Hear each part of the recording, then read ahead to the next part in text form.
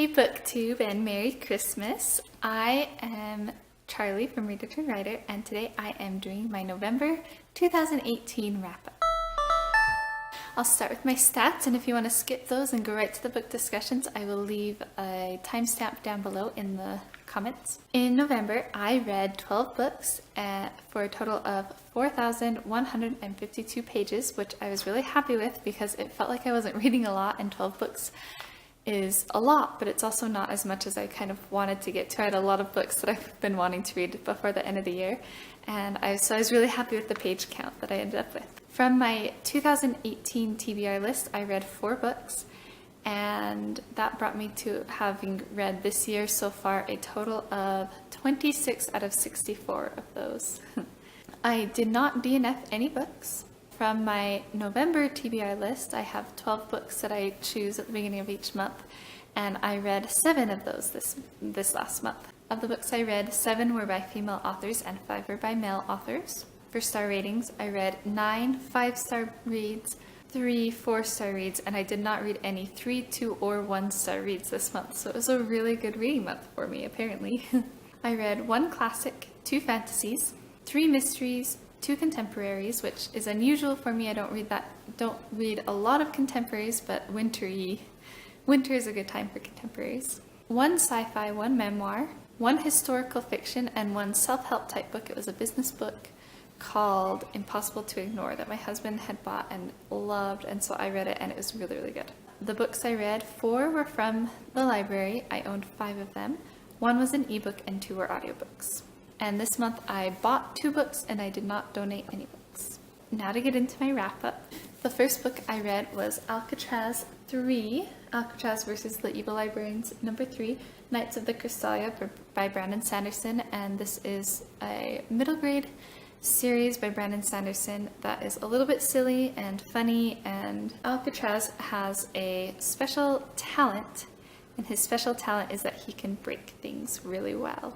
It is a really good series. There are 2 more books out, and I plan on reading them this month. Next, I listened to Deception Point by Dan Brown.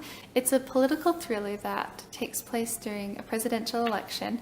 The main issue revolving around the presidential election in the book is NASA. One president is in favor of NASA, the other is basically against NASA because he thinks that it will earn him the vote. During the election, there's a big NASA discovery. It was actually really, really good. I enjoyed it a lot. I really enjoyed the characters. There was a little bit of romance that was kind of fun, and the tension in it was really well done. It was not too much for me. There was nothing gory or anything in it at all. It was just very, very high tension the whole time. They would give you hints of stuff to come, foreshadowing and everything really well, and then you'd have to sit on it the whole time, and you'd just know that something bad was going to happen. And I also actually really liked how they did the end as well. Next, I read Ogre Enchanted by Gail, Carson, Levine, and this is a prequel to Enchanted, which just happened to be my favorite book growing up, and this was a new release, and I bought it as soon as I heard about it, and I loved it. It was so good. Gail Carson Levine's writing style I love. It really gives you a lot of the world and feel for the characters in a very succinct way, and I really, really enjoy reading her books every time I pick them up. This one really looked at the concept of love and focused on what true love really is versus just attraction and different things like that, and I really liked that aspect of it. I also really, really loved the main character. She was so sure of herself, and I really liked that. The other thing I really loved was just being able to see snippets of the history behind Enchanted and see where it all ended up and how it all worked together to set up the world for Enchanted, and because I am such an Enchanted fangirl. This is a great book. Gail Carson Levine is a very enchanting type writer, and if you like fairy tale type books, you would definitely enjoy Ogre Enchanted. Then I decided to try To All the Boys I've Loved Before by Jenny Han, and of course everybody's heard about this book. She writes letters to boys that she is in love with, but not actually to send to them, just for her own, to get her feelings out, and then she tucks them away in a box, and somehow the letters all get sent. and it was hilarious. I loved the characters. I loved the sister relationships and the family dynamic. I really, really loved the romance in this because it was just adorable.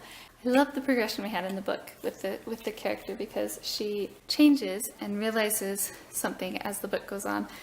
And I felt as a reader that I went through the same thing as she did. I had the same desires as she did at the beginning of the book, and it changed as hers did as well. And so I really, really thought that was well done. Very cute, contemporary, and really pretty clean too. Next I read Murder in Mesopotamia by Agatha Christie. And once again, I really, really enjoyed this book. It is a Poirot mystery. I always hate saying his name. I always feel like I butcher it. It was a little bit different from other ones that I read following Poirot because the main character was actually a nurse, and she was kind of helping him, like kind of his assistant to solving the crime, and I really, really liked her. She had a lot of spunk.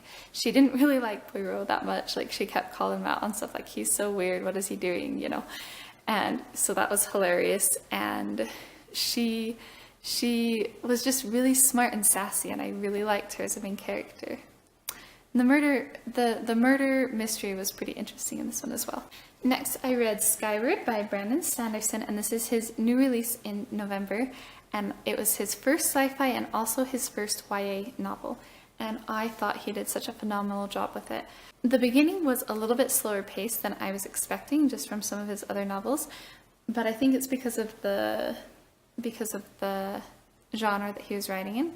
It's also not exactly my type of book. I'm not normally a sci-fi reader. I really, really loved the ending. The ending was super fast-paced and also just blew me away and made me want to read the next one right now. So I am super excited to continue the trilogy whenever he writes the next one. And if you like sci-fi or Brandon Sanderson, I would definitely give this a try.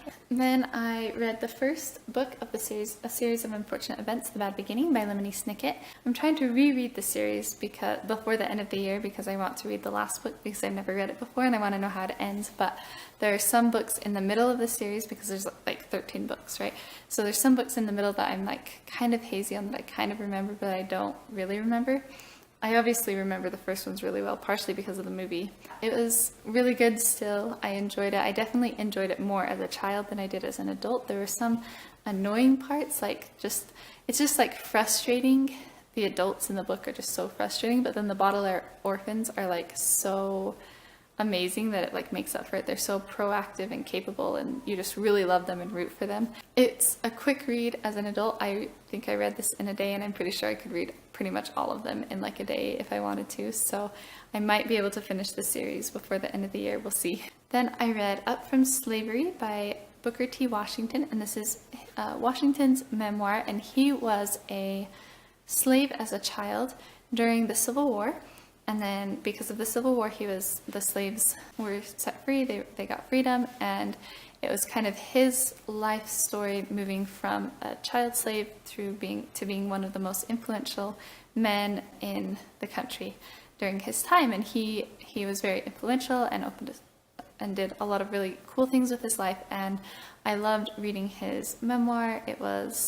Or autobiography, I'm not even sure what the difference between those is, but I really enjoyed it. I loved seeing his thoughts and views on things because he had a very growth mindset attitude towards life, where he believed that we're in charge of our actions, and that if we make small changes to our lives, that we can make a big difference in how our lives actually turn out. And I really believe that. And he also really showed both through his life and through the lives of the students that he was able to teach through the school that he opened, that even though some people are more privileged than other people, that just because you're underprivileged doesn't mean that you can't succeed and make your life a great thing still.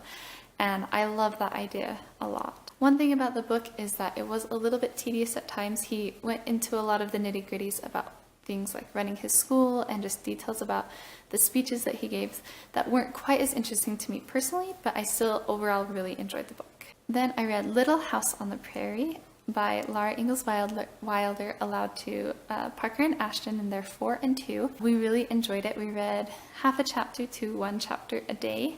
We really loved just being immersed in the charm of their lives, and I know it's romanticized and I don't really care because I loved learning about it, and I love how educational it is and how historical it is and everything. And I know there are a lot of problems with like the Indian scenes, and there is that like weird scene at the end where Laura like wants the Indian baby, and I did not remember that from the first time I read it. I was kind of like, that's kind of a weird thing to put in the book, but overall I really liked it, and I loved Charles's view of being so accepting and to work with the Indians and everything. And so next I read Impossible to Ignore by Carmen Simon. And this is a nonfiction book that talks about how to make it so that your business or book or whatever that you're creating is impossible for other people to ignore and forget. And so it's very science-based and talks a lot about how people remember things and what catches their attention, and it was so good. If you want to create anything from booktube videos to writing novels to just doing anything, it's such a great book to read. It talks a lot, like every chapter is super good, but the chapter 5 and 6 are the best. They're about anticipation and about surprise, and those two are like so important. I'm actually going to probably be making some changes to my channel here soon based off of the book Impossible to Ignore, so stay tuned for that. Then I listened to Eleanor and Park by Rowell, and I gave it 4 stars. I really enjoyed it. It was the other contemporary I read this month, and I loved their nerdy romance. I loved the real raw life that Eleanor was leading, and the way that Rowell juxtaposed Park's life with Eleanor's life and showed some of the hardships that Eleanor went through, and I loved getting both points of views. I thought that was really well done and very cute. The language in the book is very strong and crude. There's a lot of the F word and S word and that kind of thing, and that actually detracted from the experience for me. I didn't like that at all. But overall, I really enjoyed the book, and I'm glad that I read it. And the last book that I read was Little Women by Louisa May Alcott, and I wanted to read it for the holidays, but I also wanted to have time to read Little Men and Joe's Boys this year, and so I don't know if I'll actually get to those ones. I'm currently reading Little Men, but Little Women was very charming and very cute and perfect to read for the holidays, and I really enjoyed it. My favorite part of the book, of course, was just the personalities of the 4 sisters and seeing their relationships together and with their parents and with their neighbor. There were parts that were a little bit like preachy, where the mom or someone would be giving a lecture type thing, and that kind of put me off. But there were also a lot of parts of the books that just showed the girls making good choices or being good people, and those parts of the story made up for the more lecture type parts for me. That's my wrap up for November. Let me know in the comments below if you've read any of these books. Also, let me know in the comments below if you have any fun Christmas traditions that you love to do every year. Thanks for watching my video. I will see you in the next one.